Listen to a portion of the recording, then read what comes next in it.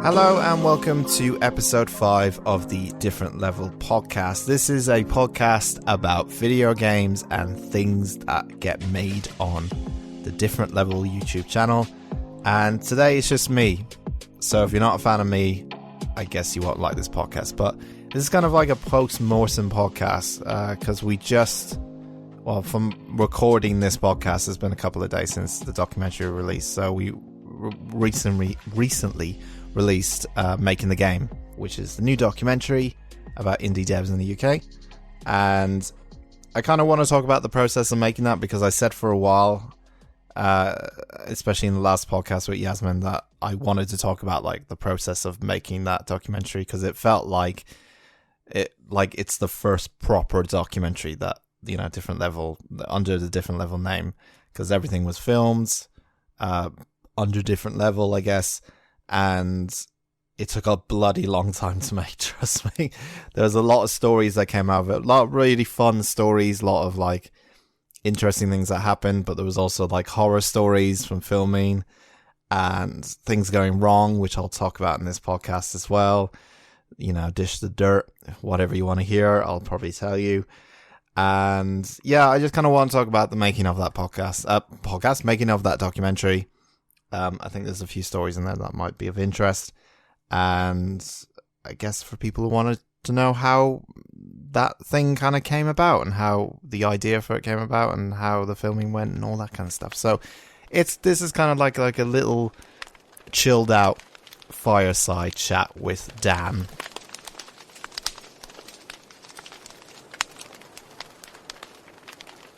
But alongside talking about the making of the podcast, I can't stop saying making of the podcast.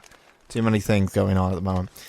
There's all sorts going on. I'm a very busy man, and a lot of stuff has happened, and not just from, you know, making stuff, but just personally as well, which, you know, I don't mind getting into as well. I guess actually let's start. I'll talk about the documentary a little later, but I'll talk about what I've been playing. And how's life been in general? Because there's a lot of things that have happened. In terms of like playing games and stuff, I've been playing Untitled Goose Game. I fucking love that game. It's so good. Untitled Goose Game. If you don't know what Untitled Goose Game, I'm sure you've seen like memes about it everywhere on Twitter or whatever. But it's essentially someone came up with a joke concept, I think years ago, and said, wouldn't it be funny if we made a game about being a goose? And 2019...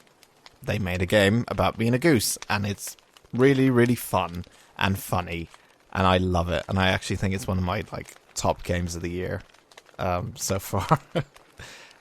Yeah, there's not much you can say about it. It's a funny game where you just try to annoy people or annoy humans specifically by doing tasks like stealing things from them or ruining their day, and it's just a funny game. And it's like it's kind of set in Britain. It's very British, so there's a lot of things that are kind of references to things I guess I know about. But yeah, it's really fun. I'm really enjoying it, and I've been playing on the Switch. It's really, really good. Playing a lot of games on the Switch recently. I got Divinity 2 Original Sin for the second time because I probably will never finish that game if I play it on PC.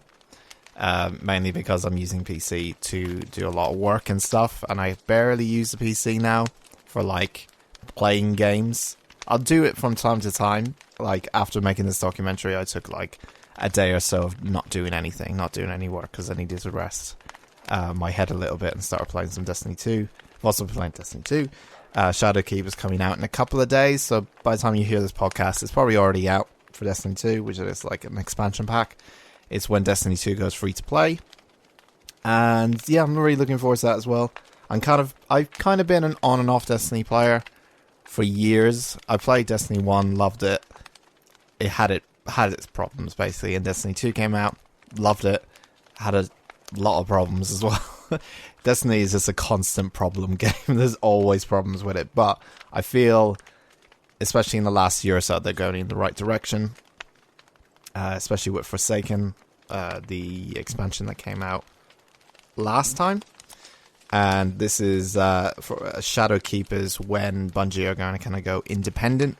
They're going to go free to play. They're away from Activision, so all the cards are on their table, so only they can screw it up at this point. So, but I'm really looking forward to see what happens, especially with a free-to-play Destiny going forward. It should get more players, and it should be more interesting. So we'll see what happens with Destiny 2. Can't really comment on Shadowkeep yet. As I said, I haven't played it. I know it's out when you listen to this podcast, but I just haven't played it yet. Okay, so I want to get onto a little subject, because I don't really talk about myself. I guess I talk about myself a lot. Like I know I do at times, not all the time though. I don't make, you know, this is the reason why I haven't named different level Dan's show thing. You know, I don't know where I'm going with that, but I kind of want to talk about something that I didn't think I would talk about with people, and I was a little bit hesitant to talk about it, and I'm more hesitant to make a video about it, because it's actually going to be a topic for a video in probably about a couple of weeks when you hear this podcast. I'm just currently toying with the idea at the moment and how I'm going to present it, and but I guess I'll kind of talk about it on here a little bit. So I had a bit of a rough time recently in July. Oh man, July, August. I think it was towards end of July, start of August time. And you may be able to notice from some of the videos where I look like a bit, you know, shit. I look tired or something. You know, I'd look back at some of these videos in that time period, and I can instantly look at myself and go, oh man, you were looking a little bit rough there, Dan. So essentially what I had was I had a bit of an issue with stress, I guess, and I can't really, it's hard to talk about it, because not because I don't feel like I can't talk about it, else I wouldn't bring it up in a podcast, you know, about my channel that I made about video games, but I'll relate this to video games. Don't worry, this is all getting related to video games. Everything I say, trust me, is somewhat related to video games, including this. But I basically got signed off work, and I was signed off work for I think I got signed off for a week, but I had a week off prior for reasons, and I was stressed. I had a mini anxiety attack. I've had one before about 3 years ago, but I don't get them often, so I'm not someone who suffers from them quite a lot, but I do get stressed quite easily. But in terms of panic attacks and stuff, I rarely get them. I only get them every couple of years at this point. And I got signed off from work, and this was during the making of the documentary and everything, trying to get it all together. And I kind of overwhelmed myself with a bit of stuff. The detail in terms of how I became so, like, very, very stressed out and not really living right, was I overwhelmed myself with a lot of work, whether it be doing the video editing, whether it be doing my day job, whether it be doing other things. I just overwhelmed myself with stuff, and I basically shut down mentally, and I wasn't in a good state. I was in a really, really bad state. I haven't been that bad in years, and yeah, everything kind of just went really bad. That's the details in terms of, you know, my mental state, what happened to me why was I in a bad mental state? That's why, because I just got overwhelmed with stuff. So during this time, or even before this time when I got signed off and everything, I needed time to just try and not do anything. And I know, to me, that's like the worst. I hate feeling like lazy, and I hate feeling like I'm not doing anything, and I always have to do something in order to feel like, you know, I'm not lazy. And I'm sure many people have that kind of issue as well. I always have to be doing something. But during this time, I basically got told by my doctor to chill out and not do anything and not think about anything, and just, you know, try to not think about thoughts you've been thinking about or things like that. I wasn't like, I'll say this now, I wasn't like suicidal or anything like that. I was just mentally exhausted and shut down, and I couldn't I couldn't think right. I couldn't interact right. I didn't want to go out in public. I stayed inside for like a whole 2 weeks. All sorts. I was just not in a good mental state. But as I said, I wasn't like suicidal or anything like that. Nothing like that at all. So, during this time, I was playing a game called Outer Wilds. And I'm sure you heard on the previous podcast, I was talking about it. And during that time, during that podcast, I was in this state. I was signed off work in the last podcast. Didn't talk about it then, but I was, I was playing Outer Wilds, and I talked about it in the last podcast. I was like, oh, it's really, really good. It's my game of the year, and I'm loving every minute of it. And I finished it.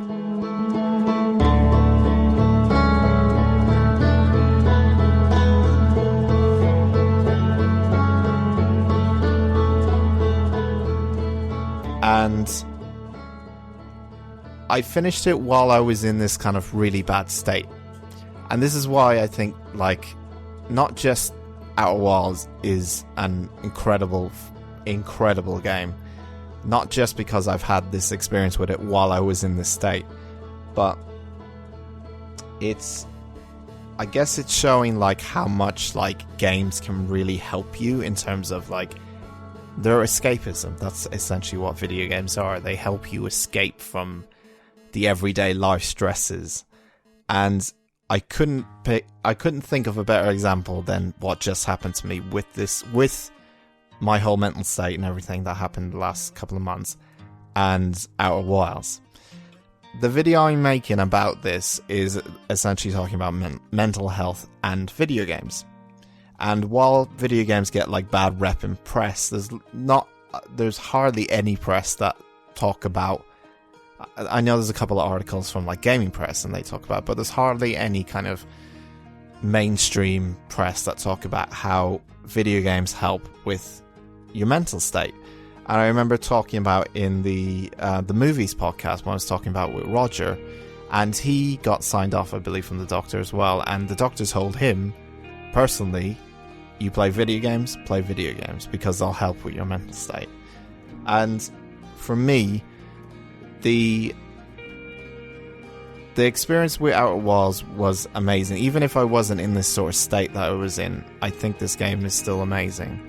I think the fact that I was in such a state, and the fact that that Outer Wilds is such its theme for me is all about kind of loneliness in a little bit of a way, because it's a game set in space, really kicked into gear in terms of how it was making me feel when I was playing this game. And I don't want to give spoilers or anything or too much away, so I'm going to keep it very like light.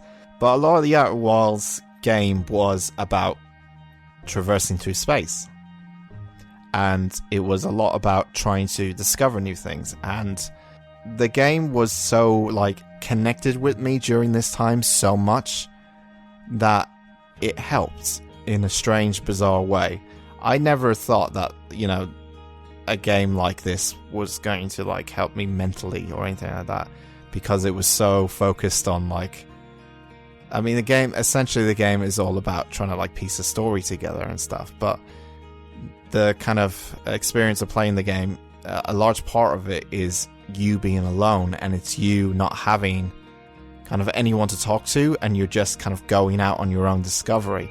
And a lot of the times I'm going to get very poetic now in a minute about how this game was like very referenceable to what was going on in my life, but it truly was. It was, there's many moments actually in Outer Wilds where it kind of hit me, where mentally, I guess, where it kind of referenced what was going through me.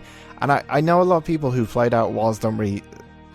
It's not a game that is about, you know, mental health or anything. That has nothing to do with that. But I felt like the themes of it and everything to do with that game just fitted so right with what was going on in my life at that moment.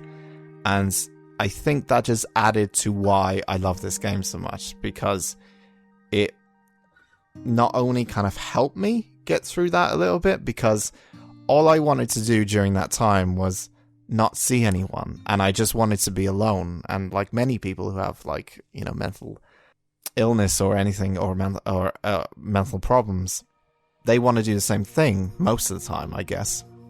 But if you just sat there doing nothing, or sat there just on your own, I think that's or thinking your own thoughts or anything like that, I think that just would drive you even more insane. So having video games there kind of directs that, or distracts your brain from working, I guess, or from you thinking about thoughts, and most of them will probably be negative. That's why I love video games, and why I think they're amazing as a helpful aid, especially for mental health, because that's what it does. It just distracts you. It helps you think about other things, and video games can present different things to you that you wouldn't even think about when you are, stressed or have anxiety or depression or anything like that. And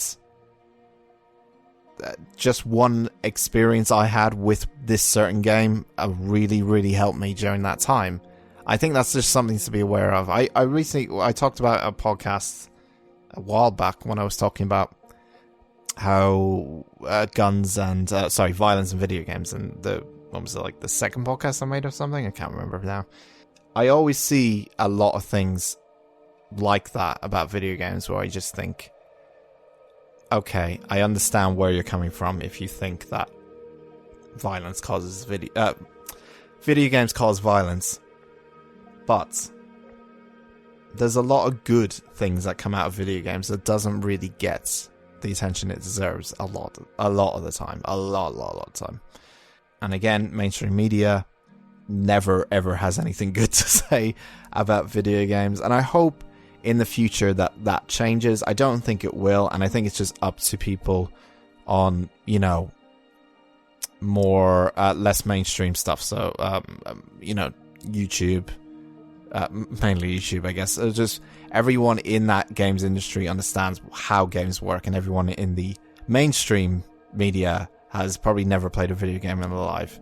But I hope in the future that, that kind of changes a little bit. I don't expect it to, but hopefully the messages get out.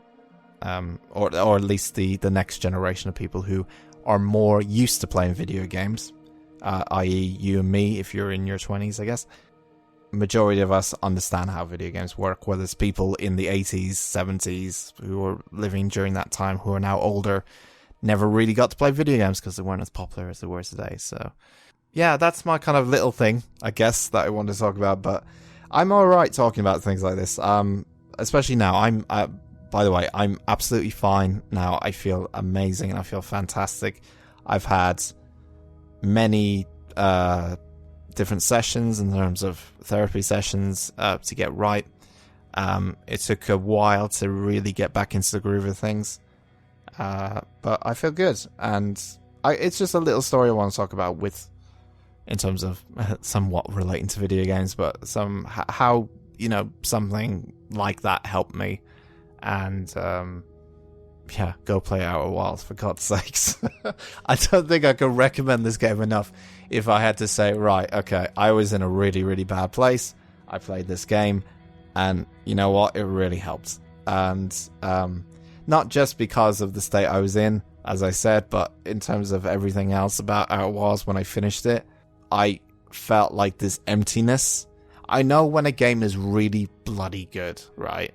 When I finish a game and I feel empty, and I feel like I will that experience that I just had with this certain thing, I'm never going to get back again, or never going to really truly experience what I just went through with this game.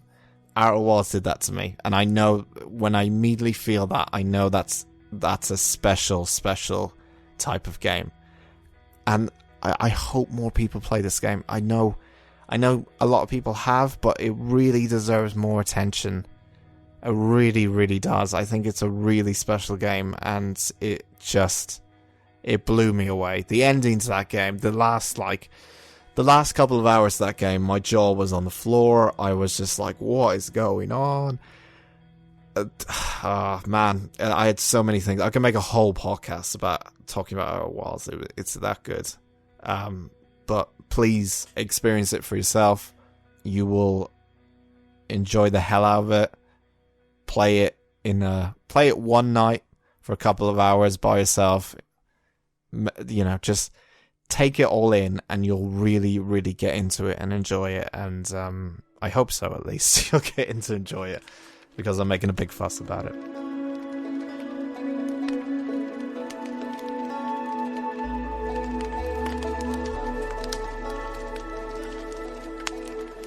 Anyway, let's talk about other things. Let's talk about documentary. Okay, so the documentary. So making the game was filmed since February of 2019.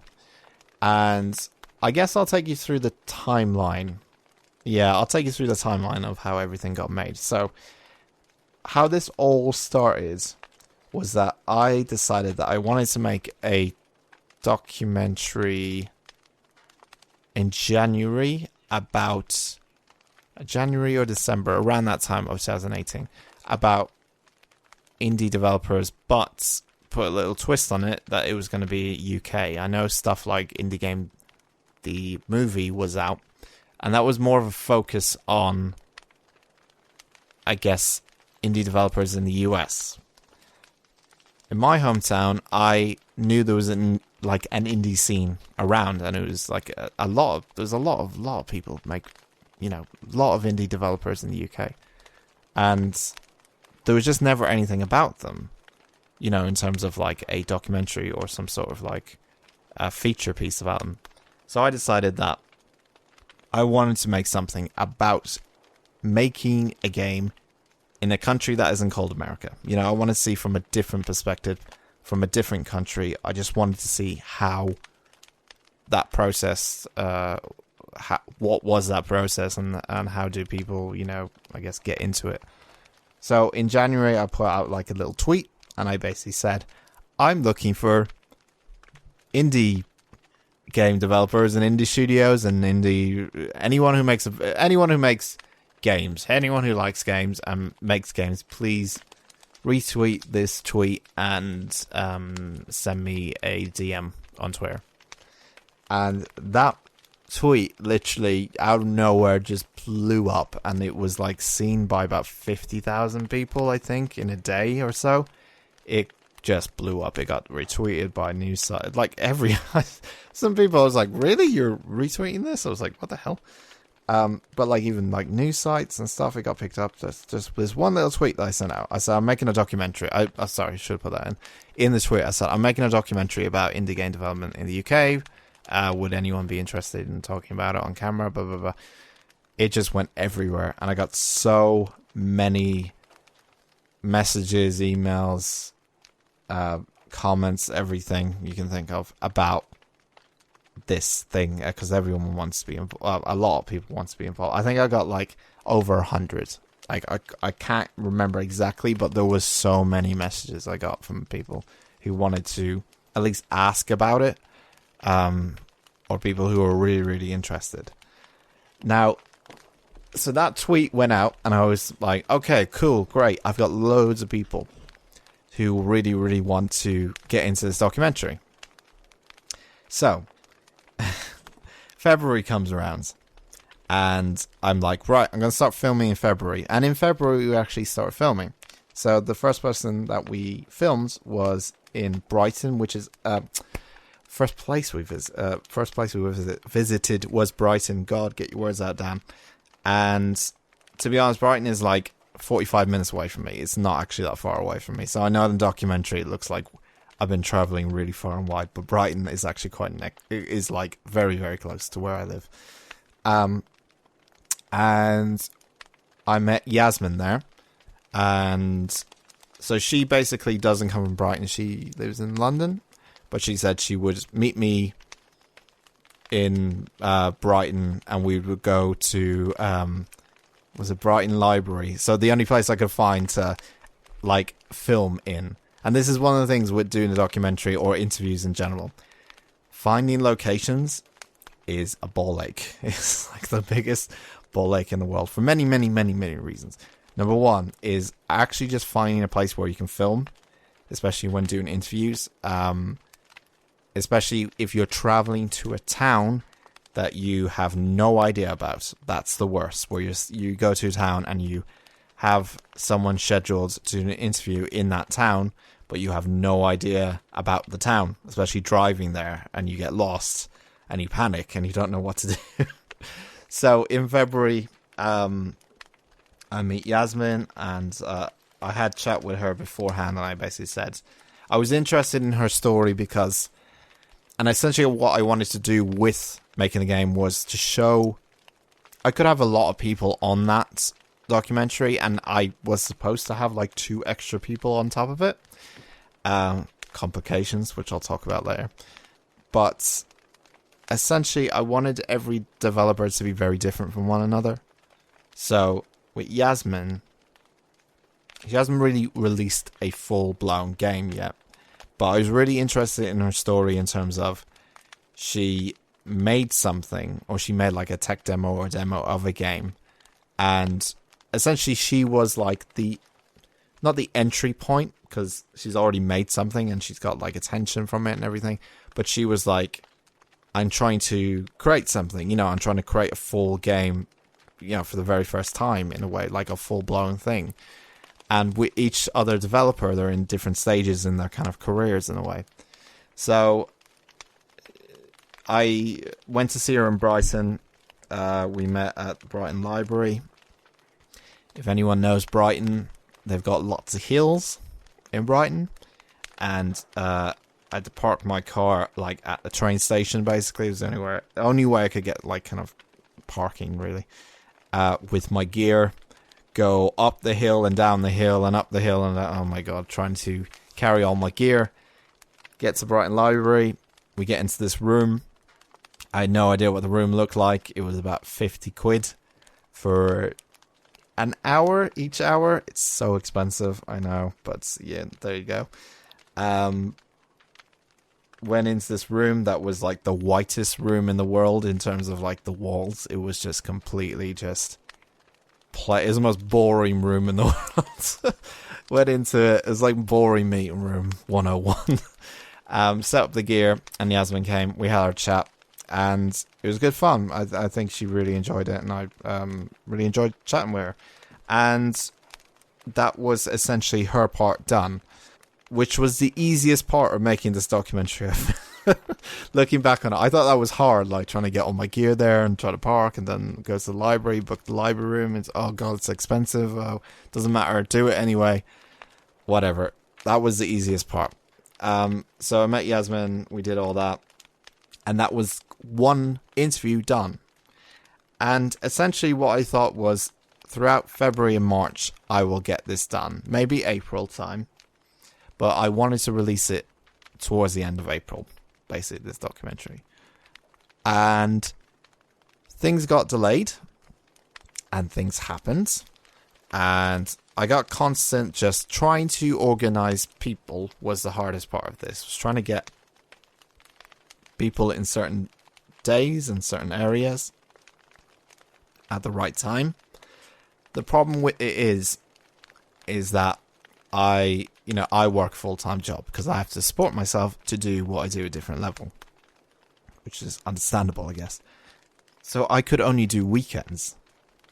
Really, if I wanted to travel somewhere, I could really only do like a Saturday and a Sunday because I work Monday, Friday. So there was this real complication of like, people say, oh, I'm only available during Wednesdays or Thursdays. Weekends I'm away, and I'm like, oh, do you have maybe I could do a Friday with you late? And they're like, no. And I'm like, okay, I'll come back tomorrow. Maybe I'll ask you then. And it was a constant struggle trying to get people at the right time and right place. And yeah, it went all overboard. And when I did get people, some things went wrong. I don't say all the time, but I do have horror stories, which I'll get into in a sec. But that's why that whole documentary was delayed, because it was meant to come out in like April, and I kind of set my expectations too high in terms of how quickly I was going to get this done.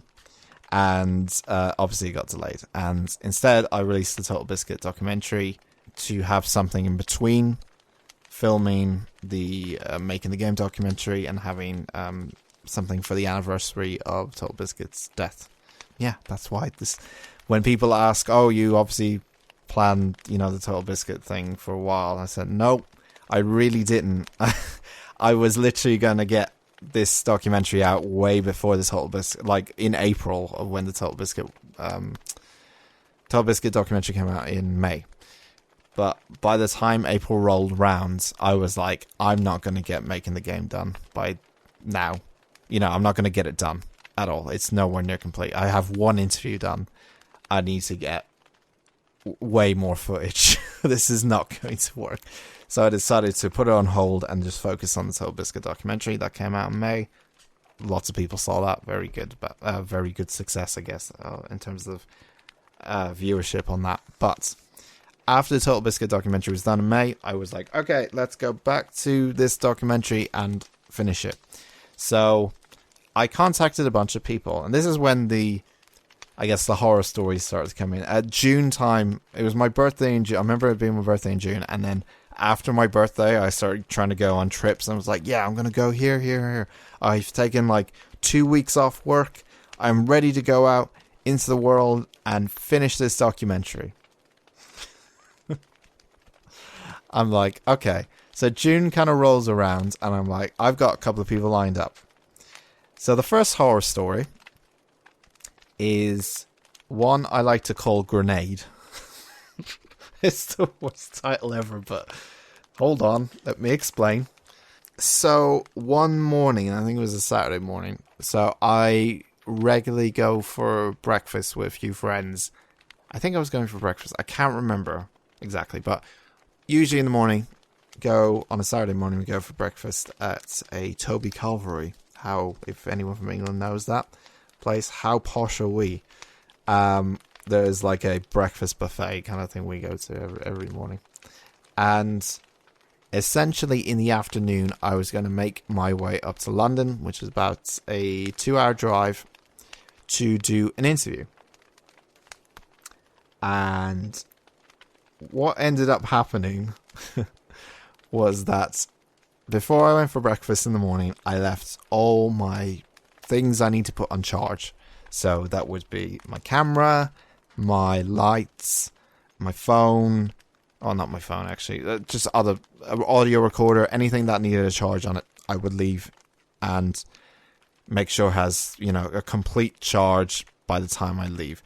If people are asking, why didn't you charge it the night before?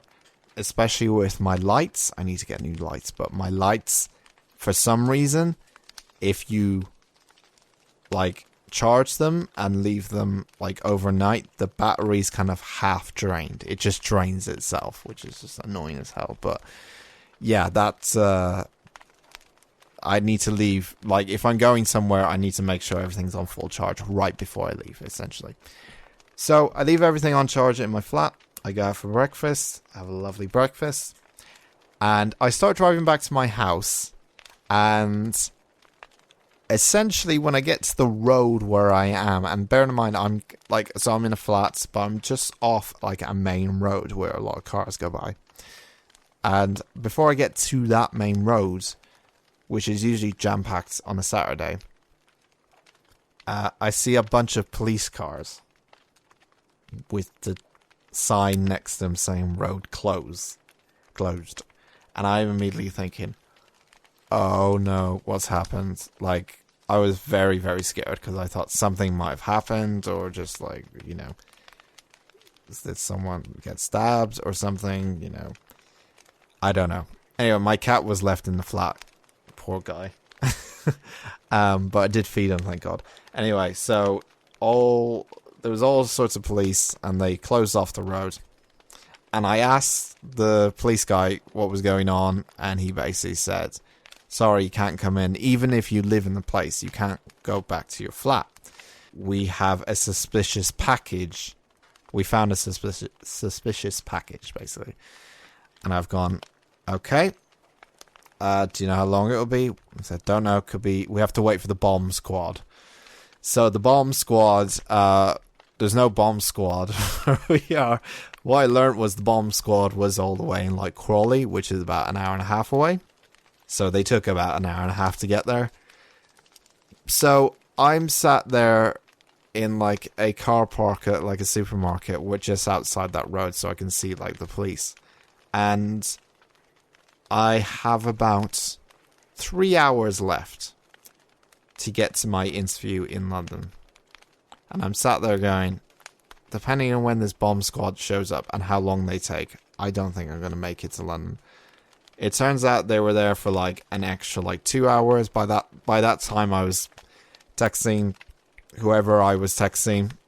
I'm not going to name any names because a lot of the people I'm going to mention weren't in the documentary, and there was reasons for that as well. On top of that, there's other reasons, but they may be in a different documentary. Maybe some of them, maybe not. Anyway, I'm texting a person who I'm going to meet, and I said to them, sorry, I can't make it because all my stuff is on charge in my flat. My road has been closed because someone found a bomb or something. I'm really sorry. Can we organize this for tomorrow, which was Sunday? Luckily, the person I was meeting said, sure. So we organized it for tomorrow. I had to rebook a meeting room, like one of these open source meeting rooms, I guess they're called, or those kind of office spaces that people have for rent. I had to rebook it. Luckily, there was like a 24-hour cancellation thing on it, or I can't remember. Anyway, I had to rebook it. I know I got charged half of what I was meant to be paid, and then I had to pay for the new thing. So it wasn't all roses and dandelions. It was I had to pay half for that Saturday, and then the next day I had to pay for full. So I rescheduled that meeting. It turns out what happened was that it wasn't a suspicious package. It turns out there was a grenade found by someone who was in the back of their garden, and it was an old World War II grenade, and they didn't know if it was active or inactive. So they took about 4 or 5 hours to find out if the grenade was live or not, and turns out it wasn't. And I was able to get back into my flat and try again the next day. The next day happens. Sorry, a key part of this, I've completely forgot. So a key part of this, the day before on the Saturday, I was meant to meet 2 people. One was in Brixton, and the other one was in more of a centralised London location. So the one in Brixton, because I cancelled on Saturday, I couldn't get to that person. The centralised London one, I could, and I was going to meet them on the Sunday. So I rescheduled it for Sunday. I was going to meet one person, travel up to the middle of London. I had to do something there because I was desperate to try to get people onto the documentary at this point, because I was just like, oh, I need people everywhere. I can't get hold of people on the right days and stuff. I was panicking a lot.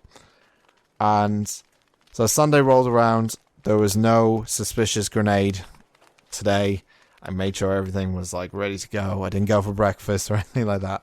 So I drive to London and I get to where I need to be. And if anyone knows centralised London, parking is a nightmare. Parking charges are a nightmare. Again, I mean, money and time and all this kind of went into making this documentary, which is, if you're going to do something like this, and this is something I've learned, and I knew that it was going to take time and money to make it, you got to be ready for the worst, because really bad things will happen. When just anything could happen, basically. So I park up. I get to the office location where I need to be to meet this guy. I'm not going to name any names. I'm happy to tell you how the interview went, but I'm not going to name any names. That's the one thing I'll do, because I don't want to embarrass people. They already know they're not in the documentary, and I'll explain my reasons for it today. So world exclusive, there you go.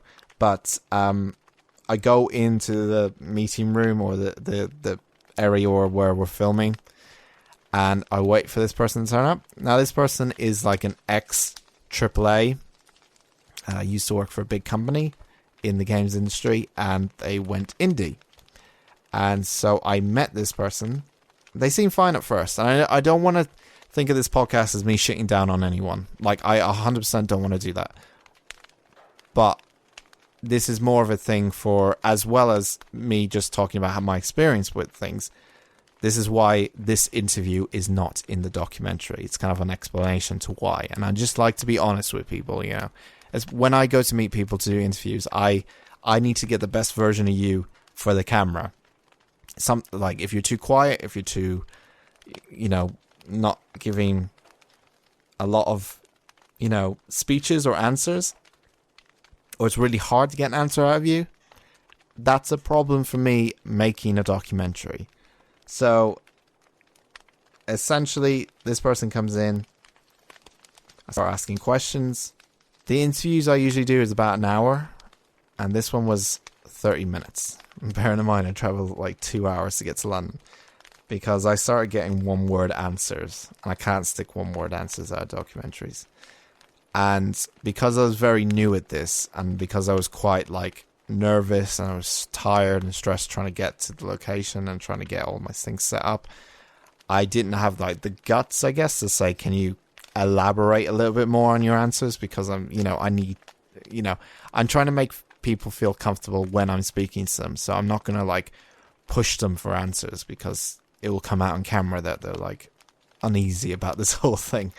So essentially from this person I just get one word answers like yeah and no, maybe, and I'm sat there going, oh, please just say something for more than a sentence. And I think I got about 2 clips where they were like, that's decent. Like, I could use those 2 clips as something in the documentary. But a lot of the words were just like, yes, and this happened, or yes, and that happened. But there was not a lot of like, I would have to seriously edit the hell out of it to make it like, to really make it work. And essentially it was just an interview that just went wrong, and I cut it short. And he was also looking at his phone a lot, which not very professional. Yeah, it just went wrong, and I was I was disappointed, and I was annoyed. I was very angry at that point, because of everything that happened those 2 days. And I drove home, and I just kind of went to bed, and I was just like, okay, so we'll try again next week. And I guess that kind of didn't help with my mental state at that point. I think that as well, like trying to make a documentary did not help with my mental state. Everything just kind of went wrong at the same time, and things were going wrong in the documentary quite a lot. And so that happened. We had like cancellations happening. So like I'd book a room. I remember booking like a yoga, what was it? A yoga instructor like room. So it was one of those rooms that have mirrors on the walls and stuff. And I was like, you're the only place in town that is like hiring out the rooms on a Saturday. I'd managed to get someone who's available on Saturday. Please, can I have this room? They were like, yeah, sure. And the morning before I was about to meet this person, they sent me a message going, we've cancelled your booking of the room. No reason. So I was like, what? What the hell? I had this booked for like 2 weeks. What the hell? And yeah, all sorts of stuff. There's a lot of people I really wanted to get on the documentary, and I just couldn't in the end because there was just so much stuff going wrong. And that's kind of when I decided that, okay, I think we're going to strip it back a little bit. Instead of having multiple indie devs on the documentary, let's make it a bit more personal. Let's have about 3 main people on it, and maybe get a couple of other things as well. So that's when Develop came up. Now, Develop is the conference that we were at in the documentary, and that was in July, I think, of this year. I can't remember exactly, but it was in July. And again, it was in Brighton, so I knew about Develop, but I didn't know what was going on. And I was thinking, it was a week before it was about to start, and I was thinking, oh my god, that would be perfect. That's a perfect place to go. There's like indie devs there and stuff. And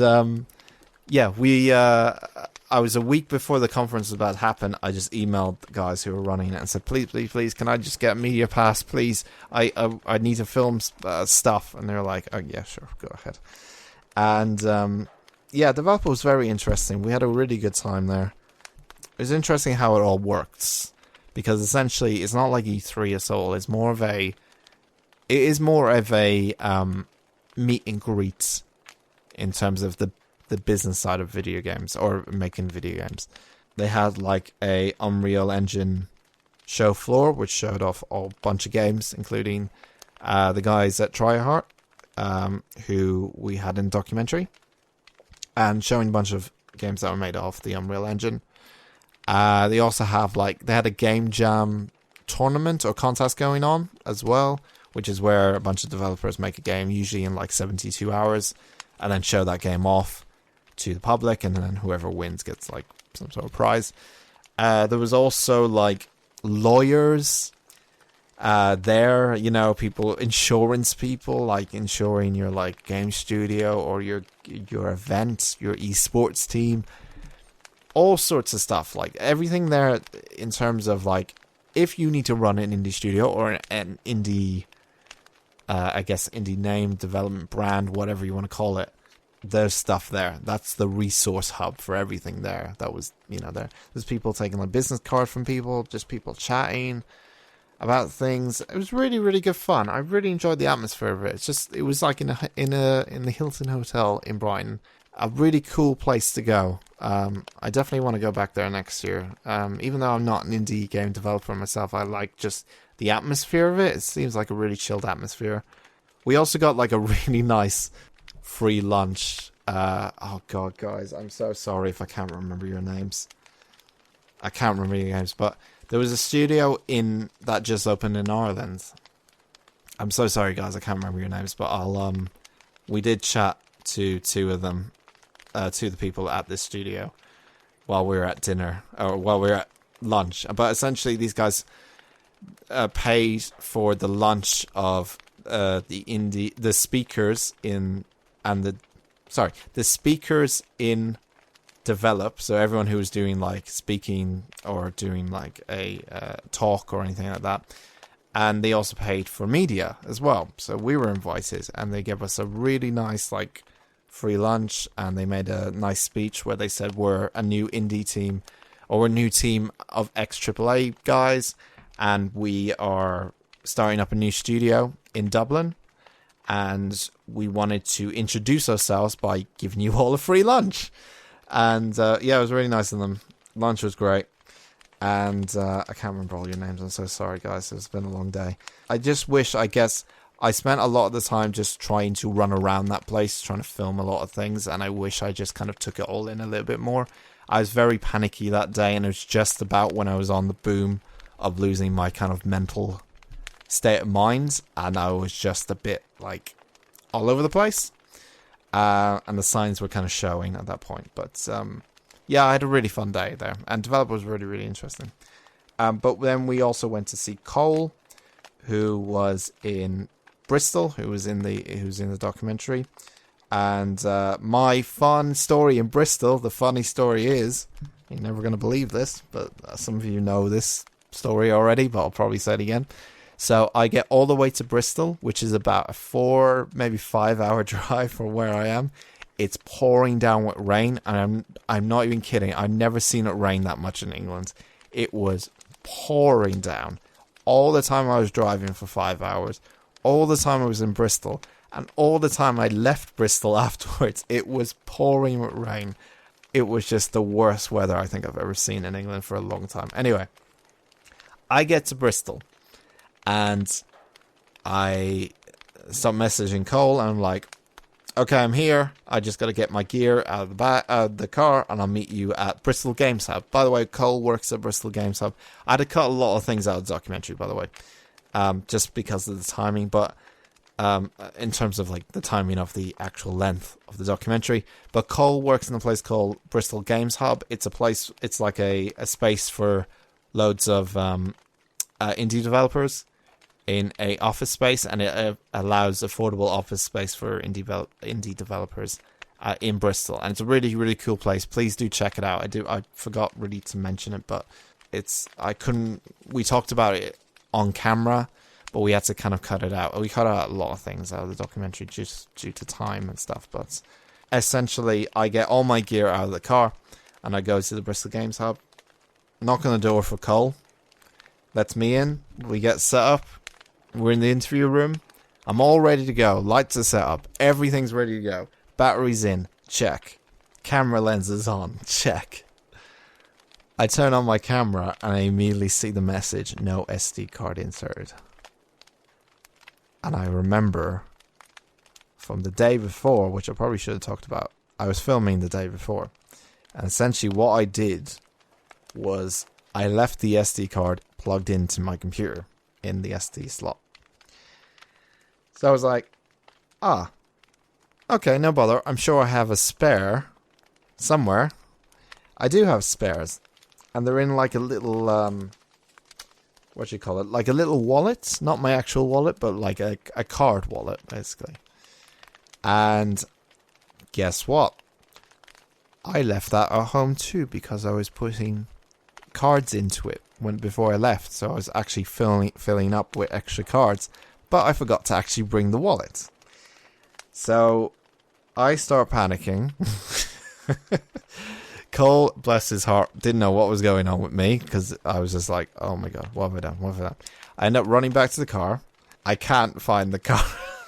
I run back to the car hoping there's an SD card somewhere. Can't find anything. I'm just like panicking. I'm like, I'm so sorry. I'm so sorry. I'm so sorry. I can't believe I forgot a SD card. Out of all the things you can forget, you forgot the SD card. And I'm just stressing out at this point. And thankfully, we were in a room with, developers. One of them had an SD card, and they did. Someone at the Bristol Games Hub gave me an SD card, and I was like, I'll post it back to you as soon as possible. I did post it back to them. I also gave them an extra SD card as a thank you. So I basically had to take someone's SD card, who I never met before. This guy drenched, completely, drenched from head to toe in rain, just comes in and goes, hi, can I have an SD card because I make documentaries and I forgot my SD card. I was so embarrassed, and I was just like, oh my god. But we did the interview, and it was a really good interview, and then I had to travel 4 or 5 hours back home in this awful rain. I had to stop and pull over at times because it was so bad. So much stuff happened. It just so much stuff went wrong. But you know what? It was done at that point. When I finish filming something, I usually feel pretty good, especially if it went well. I usually feel good. I feel pretty good about myself a little bit. So, the other thing we're going to talk about is, we went to Cambridge as well. Went to see Tom and Laura from Inkle Studios. I was really happy I got them on board. Mainly because I played 80 Days way back in the day, and I was a massive fan of Source 3 as well, so it was really cool to speak to these guys.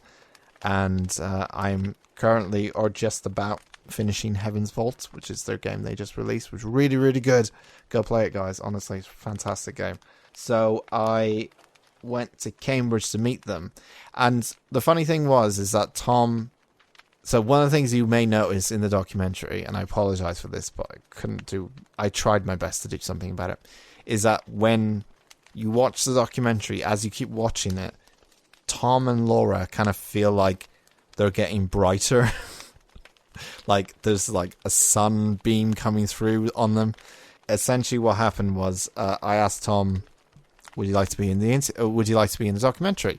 And he said, yeah, I've got Laura here. She's the lead designer, or lead environmental designer on the games, on Heaven's Vault. Would you want her to be in it? And I said, yeah, sure, that'd be great. The more the merrier. And I said, where are you guys based?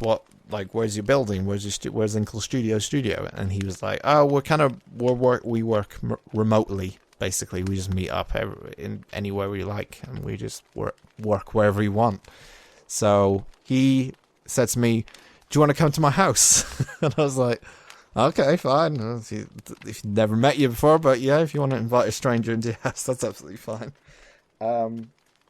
So I ended up going to Tom's house, and so Tom and Laura were there, and we basically set up the camera in the living room, and we've got this giant pane of glass right next to kind of where Tom is sitting. And essentially what happened was the sun came beaming through during the filming, and it just lit up the room really, really brightly. That's pretty much what happened. And that's the reason why it's kind of like towards the end of the documentary, the image is just all over the place in terms of sunlight and stuff. But that was actually quite nice. It was like a really chilled out thing. We just kind of sat in their living room, and I spoke to Laura and Tom just in a nice chilled out way. They have a lovely cat as well. I was so scared that the cat was going to knock over the camera, so I was just watching the cat half the time. And yeah, it was really nice, really chilled out kind of interview we had. And essentially after that, after filming Develop, after filming Yasmin, filming different locations and filming Cole and filming in Cambridge, I basically said we're done. And the last thing we did was go to film that intro where I'm essentially sat in the car and, you know, doing all that stuff. That's actually the last thing we filmed, weirdly. I know, look, documentary secrets all coming out. The last thing we filmed was me driving in the intro scene, basically, in the car and stuff. So, yeah, and that was it. It was all done, and then I was trying to spend 2 months, I think, editing the whole thing, during which I had a mental breakdown, but that's absolutely fine. And then, yeah, it just got done in 2 months. Got delayed by a week from its original trailer release date, and the reason for that was I wasn't happy with it. There's a specific feeling I wanted to get out of every documentary I make. I want to get this particular emotion, and I wasn't really feeling it with the original take or cut.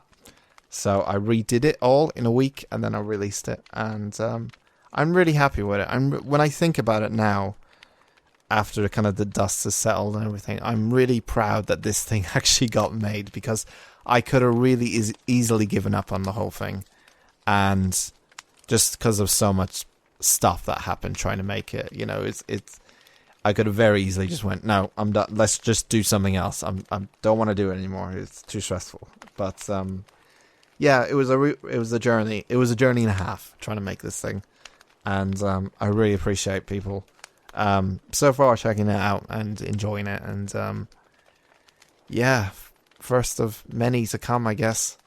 This is kind of how I want to do documentaries in the future, you know. I still want to do retrospective stuff like I did with Red Dead and Bioshock, but in terms of filming, yeah, that's kind of what I want to do. You know, I want to go out, I want to film things, I want to film exciting things you've never seen before and all that kind of stuff. So I'm really proud of it, and yeah, I hope you guys enjoyed it too. Wow, I'm talking for an hour. Jesus. Right, let's I've actually done okay on this solo podcast, I guess. I guess I've done all right. I thought this was going to be like a 30-minute thing, but I've actually talked and yapped my way through an hour, so there you go. We'll start to wrap up things, but I'll tell you about a couple important things that are coming up. So what's coming up next in terms of, I guess what I'm doing next, the closest thing that's coming up for me at the moment is I'm going to EGX in London in... Oh, God, what's the date? EGX in London.